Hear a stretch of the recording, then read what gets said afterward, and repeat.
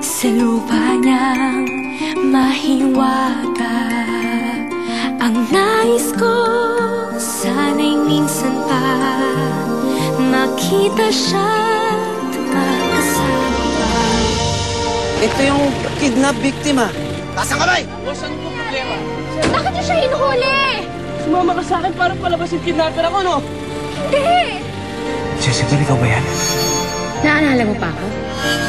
Hindi mawawala sa isip ko mukha mo. Ang ganda naman po panaginip nun. Hindi yun panaginip. Lahat ng nakita mo ay magkakatotoo. Ang ibig sabihin, nakikita pa si Fredo na maganda ang itsura ko? Pagsalita ka, Susira. Sabihin mo sa akin, nasaan ang anak ko? Pinuntahan niya po si Fredo. Sinong Fredo? Si Fredo po ang tagalupang iniibig ni Berbola at ni Jezebel. Jezebel, handa na akong agawin sa'yo yung Tagalupa. Kasi naman, Buboy, halika na, umuwi na tayo. Naayos na yung mga sugat ko, kakayanin ko yan. Basta makita ko lang si Fredo. Ikaw ba yung tumawag sa akin? Yes, sir. Nasaan siya? Andun po. Sa wakas nakita rin kita. Kilala mo kung sino ako? I'm Gildo. Anong pangalan mo? Anong pangalan mo? Ako si Cassandra. Cassandra? Cassandra ang pangalan ko. Uwi na kasi tayo. Matulog muna tayo! Uwi na tayo. Kung ayaw mo umuwi, magsama kayo ni Manong. Ay, ayoko! Kasi pag tuwing may ginagawa si Manong, kumakanta siya eh. O bakit? Ano naman problema kung kumakanta siya?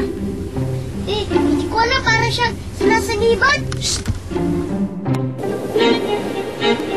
Wala namang kahit na anong bakas dito na nagpapakita kung paano umalis si Berbola.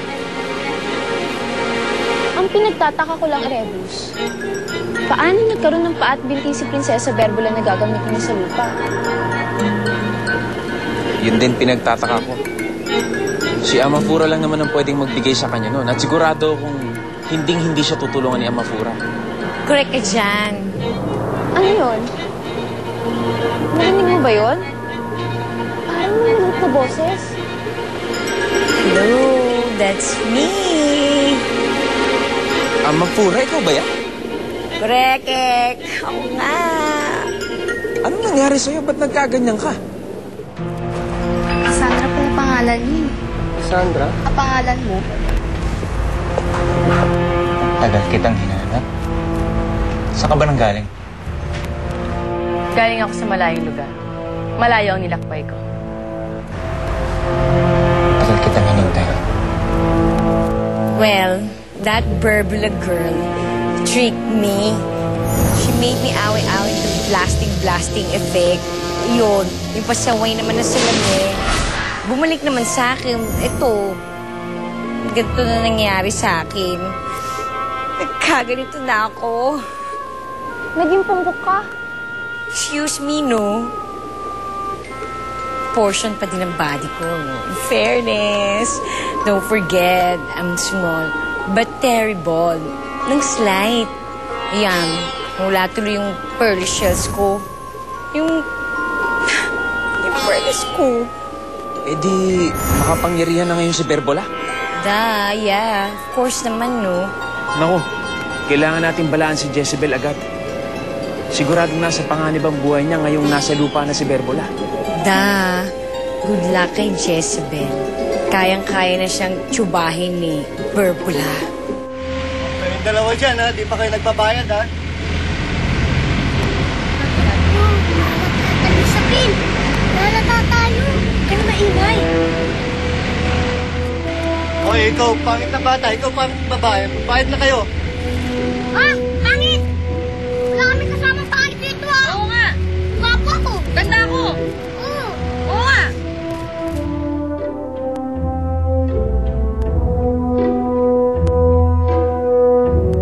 Anong klaseng lugar to?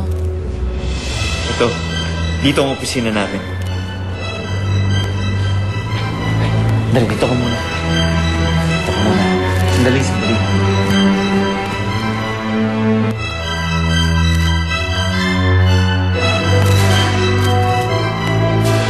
Kapagsalita ka, gwapo ka.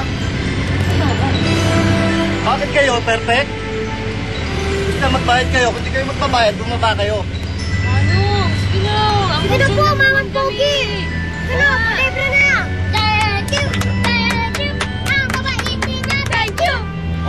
lalabas ko. Tumigil kayo. Anong klaseng palasyo to? Wala man lang dekorasyon. Ibang-iba talaga sa palasyo namin sa Sirenea. Saan? Mabuti po, makit muna tayo. Mamaya na tayo tutulog.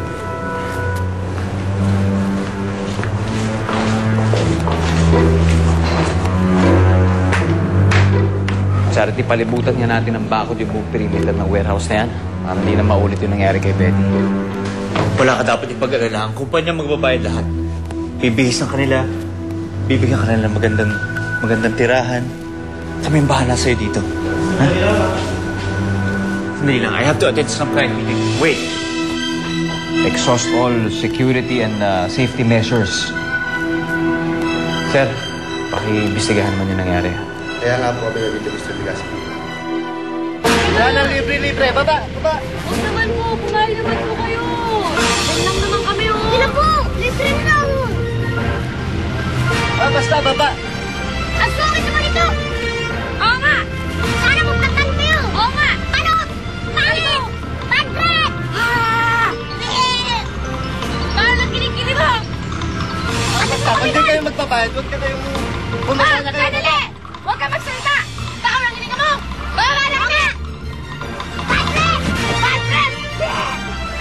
Nagtataka ko lang kung anong ginagawa ni Betty dun sa warehouse. Nangyari iniisip ko eh. Pero kahit ano pa yan, I feel responsible for what happened. Siyempre, cargo ko yan. Sundan niyo kami.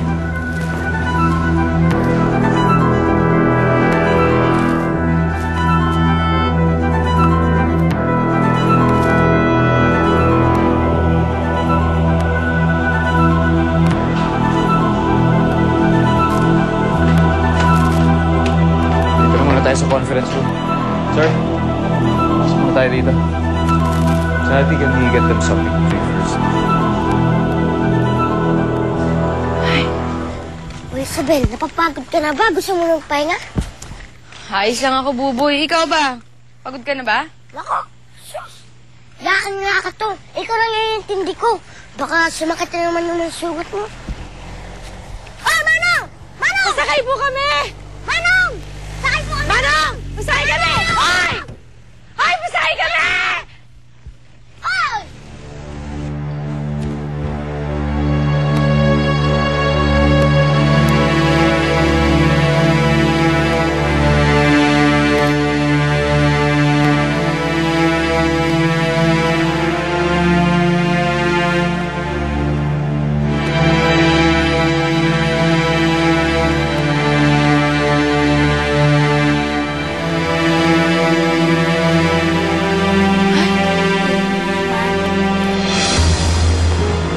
Alam mo, Buboy, lahat kaya kong tiisin basta makarating lang tayo kay Fredo.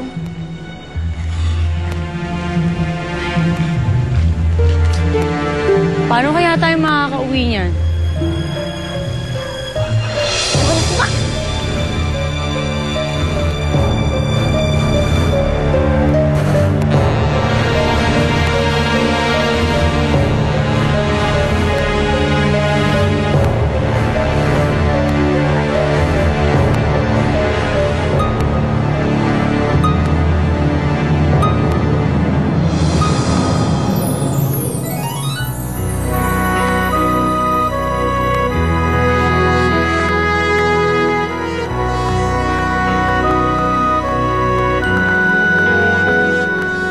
Fredo?